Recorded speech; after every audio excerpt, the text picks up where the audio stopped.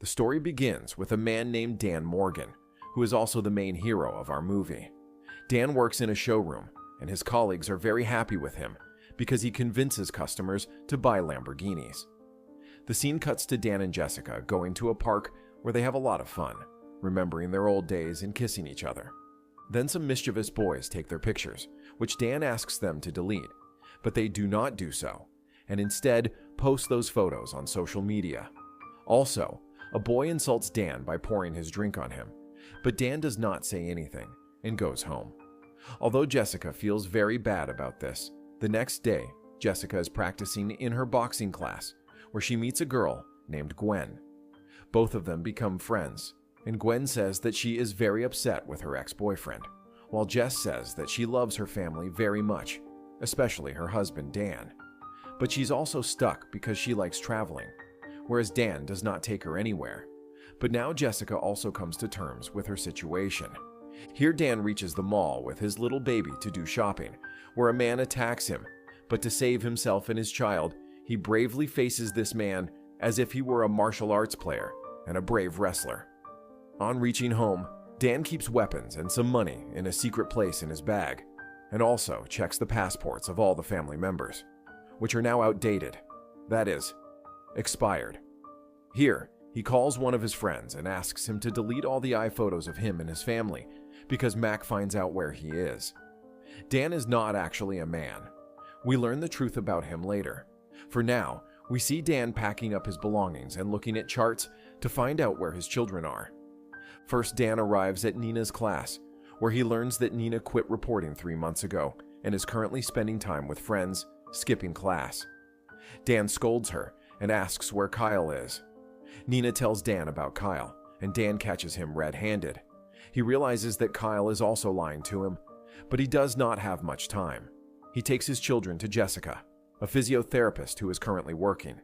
Dan tells her that they are going to Vegas for a family trip.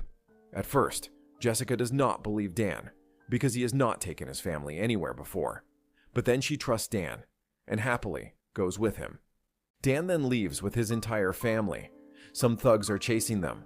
Dan cleverly turns the car around, but after a while, they come after him again. Dan realizes that there must be a tracker installed in the car, so he drives the car towards the garage, removes the tracker, and installs it on his friend's car. This misleads the thugs, and Dan safely escapes. However, on the way, all of Dan's family members are posting online. Seeing this, Dan realizes that Mac must have found him that way. He takes everyone's phones and throws them under a bridge. Seeing this, the family members are shocked, but they do not know why Dan is doing this because they are unaware of Dan's past. Dan is a government agent and does intelligence missions. He works for a man named Mac, who bribes Dan into committing illegal activities.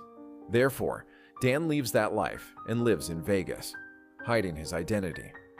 Meanwhile, Mac and his thugs arrive at Dan's house. They leave, and Mac breaks Dan's family photo. Mac's tracker tells him that he can find Dan through social media. Dan goes to a shop to buy a map, pays the money, and also books 2 rooms in a lodge. When Dan goes out, he sees a girl taking a photo with Kyle, as she is his fan. He asks her if she will upload it on social media. She says yes. Hearing this, Dan lies to his family, saying there are no rooms there, so they are going somewhere else. It is late at night, so everyone puts on earphones and goes to sleep in the car, except for Dan. Just then, Dan notices some people who are keeping an eye on him and also following him in cars. Dan confronts them one by one and kills them. The next morning, Dan arrives at his daughter's boarding school, where Nina is visiting her boyfriend, who used to live there. However, Jessica tells him that maybe now he has moved out, but Nina still insists on going. Before they leave, they wander around the school campus, where Dan spots a man who has been staring at her for a while. Dan cleverly lures him into a room, but this is not a thug, but a normal guy. They are talking when a real thug attacks Dan. Dan beats him up and returns to his family. Meanwhile, Nina meets her boyfriend and is saddened to see that another woman is already in the room with him, meaning he is cheating on her.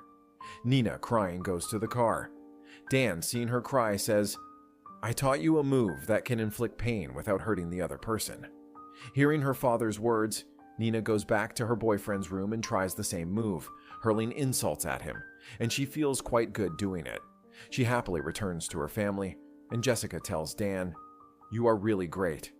After this, the entire family arrives at a large hotel in Vegas, where Dan tells the kids to stay in their room and goes to the casino with Jessica.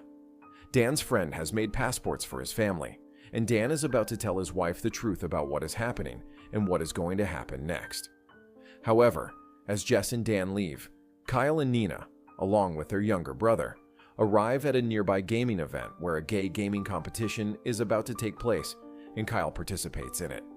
Dan enjoys a date with Jessica, and a waiter speaks to them in French, to which Dan also responds. Jessica is surprised to see this and asks Dan to say something else in French. Dan reveals the truth in French, but Jessica is unable to understand. After this, the two go to their room, where Dan is shot from outside. Jessica is captured in her own room by a thug. He tells Dan that first his wife will die, then the children in the gaming zone, but Dan beats him up. After this, the two reach the gaming zone and are happy to see that the children are safe. Dan leaves with his children and tells them that he used to be a killer, but his children start laughing when some gangsters open fire on them. To save them, Dan hides his family and kills the gangster as well. After this, they all come to a cheap hotel, and Dan tells his family the truth. His mother dies at a young age, after which he joins the army, but then he meets a man named Mac and starts working with him because he thinks Mac is getting the wrong people killed. Later, Dan learns that Mac is taking contracts to kill good people, so he leaves Mac. Now, he has killed 40 people, and Mac's gangsters are searching for him, so Dan gets passports for his family so that they can leave the country and go to a safe place. But upon hearing Dan's truth, Nina, Kyle, and even Jessica do not believe him. They all refuse to believe him and leave. Jessica calls Gwen and tells her and her family to leave, and Dan overhears this. The next morning, the entire family leaves, leaving Dan alone. Jessica meets Gwen, who has brought a private jet to pick her and her children up. Jessica explains that she and her husband had a fight. Gwen explains, "I was here, so I came. Something similar happened with my ex. He left me and went to another girl. Then I met that girl to find out what made her leave me. Finally, she says she met that girl, and now she is trapped." Jessica understands that Gwen is talking about her. Then Mac arrives, meaning they are all trapped by Mac. Afterward, Mac calls Dan, and we learn that Dan's real name is Sean. Mac tells Dan, "Your entire family is under our control if they have any idea what they are doing. If you want to be safe, come back." Dan loves his family very much, so to save them, he goes to the address given by Mac. Mac asks him how he is. Dan says, "I'm fine, Dad." Hearing this, Dan's family is shocked, and Mac reveals that he is their grandfather. Mac then tells Dan, "You've killed everyone who came after you, but now, if you want to save your family, then work with me again." Dan agrees for his family's sake, and his entire family is released. But as they leave, Nina and Kyle say, "Our dad is the best dad in the world, and we shouldn't leave him alone." Jessica reveals that the baby has pooped and throws a diaper in the face of Mac's man, knocking him off the building. Meanwhile, Gwen hugs Dan and tells him, "You're only mine." Gwen pretends to love him and at the first opportunity knocks him unconscious. Meanwhile, Jessica and the children arrive. Dan says that from now on, he will not lie and will be a good husband and father. Kyle finds a drone, and Mac also learns that one of his men is missing. He tells Kyle, "I need your help. Keep tracking the location of the goons with your drone." After this, the entire family gets involved in eliminating the goons. First, there's an explosion in the elevator, and then Dan begins killing and throwing all the goons down one by one. Jessica is on the rooftop with the children. Gwen, having regained consciousness, reaches the top of the elevator and beats Jessica. Down below, Mac shoots the drone, and a fight begins between Mac and the drone. On the rooftop, Jessica puts Gwen to sleep with a piece of wood. Mac is about to kill Dan when Jessica arrives with the children. While Nina is talking to Mac, Dan knocks Mac unconscious with a stick. Dan leaves with his entire family, and the police also arrive. We then see the story 6 months later, when Mac is in police custody. And this news is covered by Nina. Dan gives safety training to the people, while Jessica gives training to the children in the school. And Kyle has now got permission for gaming, and here, the story has a happy ending.